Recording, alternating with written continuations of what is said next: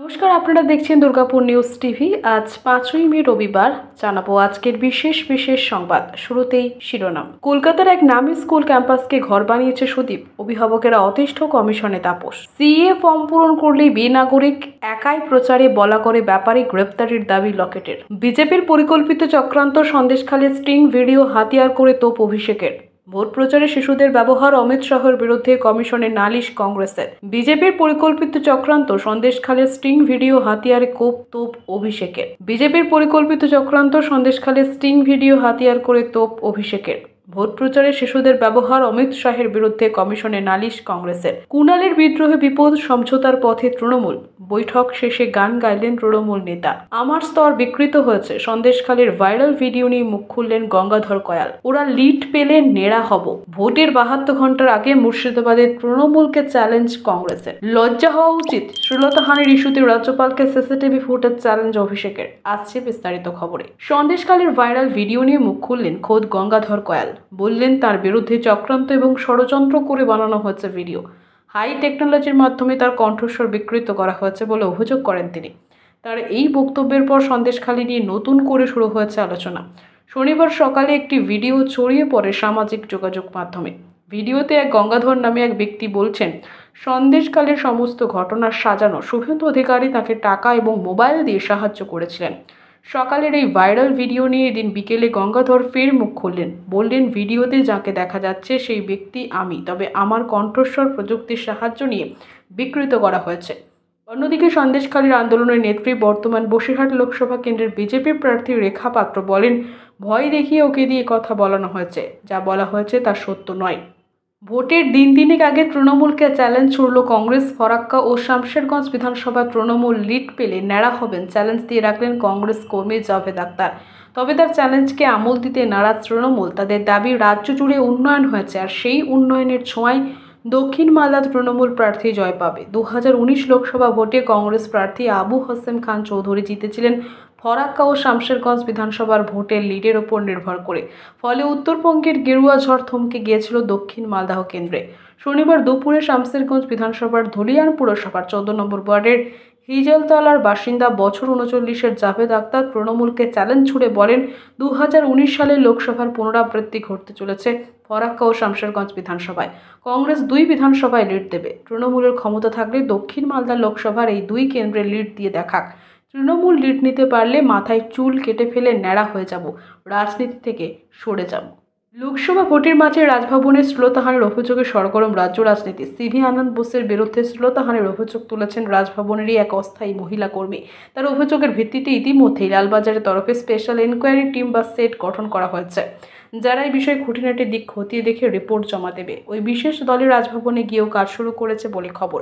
বিষয়টি নিয়ে শাসক দলের নেতা নেত্রীরা সমালোচনা কম করছে না। এবার দলের সর্বভারতীয় সাধারণ সম্পাদক অভিষেক বন্দ্যোপাধ্যায় নিশানা করলেন রাজ্যপাল সিভি আনন্দ বোসকে। তার মন্তব্য, লজ্জা হওয়া উচিত, ক্ষমা চাওয়া উচিত। শনিবার বিকেলে তৃণমূল ভবনে সাংবাদিকদের মুখোমুখি হন অভিষেক এবং সেখানে রাজ্যপাল ইস্যুতে সুর চড়ান তিনি। ওকে ভয় দেখিয়ে বলানো হয়েছে। গঙ্গাধর কয়ালের পাশে দাঁড়িয়ে এমনই মন্তব্য করলেন বসিরহাট বিজেপির প্রার্থী রেখা পাত্র। শনিবার সন্দেশখালী সংক্রান্ত একটি ভিডিও ভাইরাল হয়েছে, আর সেখানে সন্দেশখালী 2 নম্বর মণ্ডলের সভাপতি গঙ্গাধরকে দেখা গিয়েছে। সন্দেশখালীর সমস্ত ঘটনা সাজানো বলেও মন্তব্য করতে শোনা যায় তাকে।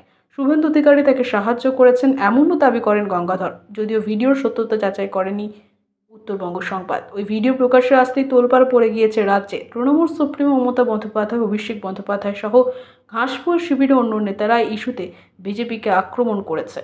কুণাল ঘোষের মানভঞ্জনে তৎপর হল তৃণমূল কংগ্রেস। দলের রাজ্য সাধারণ সম্পাদকের পদ থেকে অপসারণের পরে আস্তে মুখ খুলতে শুরু করেছিলেন কুণাল, যা লোকসভা নির্বাচনের মধ্যে তৃণমূলের অস্বস্তি অনেকটাই বাড়িয়ে দিয়েছিল। শেষ পর্যন্ত কুণালকে বোঝাতে এদিন তার সঙ্গে আলোচনায় বসেন দলের সাংসদ ডেরেক ওব্রায়েন এবং শিক্ষামন্ত্রী ব্রাত্য বসু।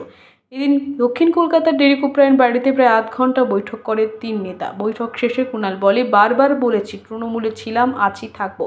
তৃণমূলের পরিবারে আমার পদ থাক না থাক, আমি কর্মী সমর্থক হিসেবেই দলে থাকবো। ব্রাত্য বসুর সঙ্গে ডেরেক ওব্রায়েনের কাছে এসেছিলাম, কিছু কথা হয়েছে, আমি সেই সব বাইরে বলবো না। তৃণমূলে ছিলাম, আছি এবং থাকবো, বললেন কুণাল ঘোষ।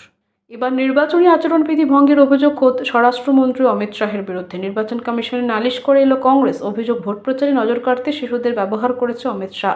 হায়দ্রাবাদের বিজেপির প্রার্থী মাধবী লতার প্রচার করছিলেন শাহ।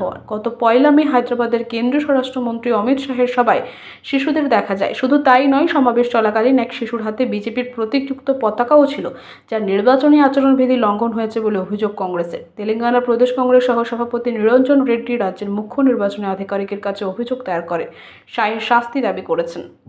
কলকাতার এক নামী স্কুলকে ঘর বানিয়ে নিয়েছেন উত্তর কলকাতার তৃণমূল প্রার্থী সুদীপ বন্দ্যোপাধ্যায়। সেখানেই থাকেন তিনি, সেখান থেকে ভোটের কাজ চলে তার, এমনটাই অভিযোগ ওই কেন্দ্রের বিজেপির প্রার্থী তাপস রায়ের।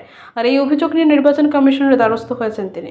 নির্বাচনী বিধিভঙ্গের অভিযোগে সুদীপের বিরুদ্ধে পদক্ষেপের আবেদন জানিয়েছেন তিনি। অভিযোগপত্রে তাপস লিখেছেন, সুদীপ যেখানেই থাকেন তার ঠিকানা 72-4F3 SS Banerjee road, Kolkata 14, আর সেটি কলকাতার বয়েজ স্কুল ক্যাম্পাসের মধ্যেই পড়ে। আর সেখানেই 2টি ফ্ল্যাট এবং একটি পার্টি অফিস রয়েছে তার। নির্বাচনের কাজ সেখান থেকেই পরিচালনা করেন।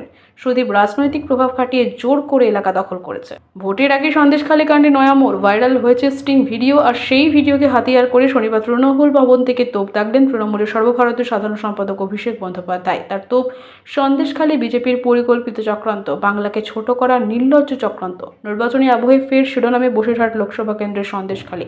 চলতি বছর থেকে শুরু হতেই উত্তপ্ত নদীর পাড় এলাকা। গত 5ই জানুয়ারি রেশন দুর্নীতি তদন্তে নেমে সন্দেশখালীর শেখ শাহজাহানের বাড়িতে অভিযান চালায় ইডি।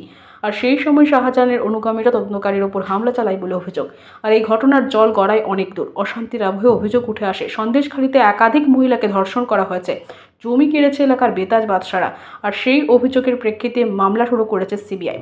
জাতীয় মহিলা কমিশনও পদক্ষেপ করেছে। এবার সেই কাণ্ড নিয়ে প্রকাশ্যে এলো স্টিং ভিডিও। গরম থেকে এক বিন্দু স্বস্তি নেই এখনও। তার মাঝে দক্ষিণবঙ্গের ভোট প্রচারে ব্যস্ত তৃণমূল নেত্রী মমতা বন্দ্যোপাধ্যায়। শনিবার তিনি দলীয় প্রার্থীর সমর্থনে মতুয়াগড়, রানাঘাটে জোড়া সভা করে।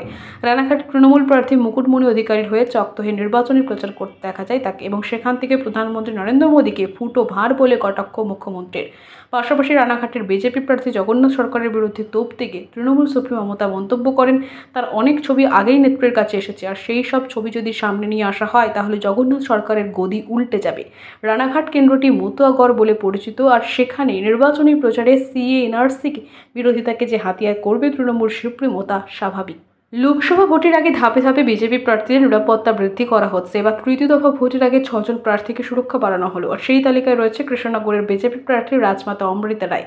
এছাড়াও নিরাপত্তা বাড়ছে বোলপুরের বিজেপি প্রার্থী সাধারণ গৃহবধূ প্রিয়া সাহা, দক্ষিণ কলকাতার দেবশ্রী চৌধুরী। লোকসভা ভোটের আগে ধাপে ধাপে বিজেপি প্রার্থীদের নিরাপত্তা বৃদ্ধি করা হচ্ছে। বা তৃতীয় দফা ভোটের আগে 6 জন প্রার্থীকে সুরক্ষা বাড়ানো হলো। আর সেই তালিকায় রয়েছে কৃষ্ণনগরের বিজেপির প্রার্থী রাজমাতা অমৃতা রায়।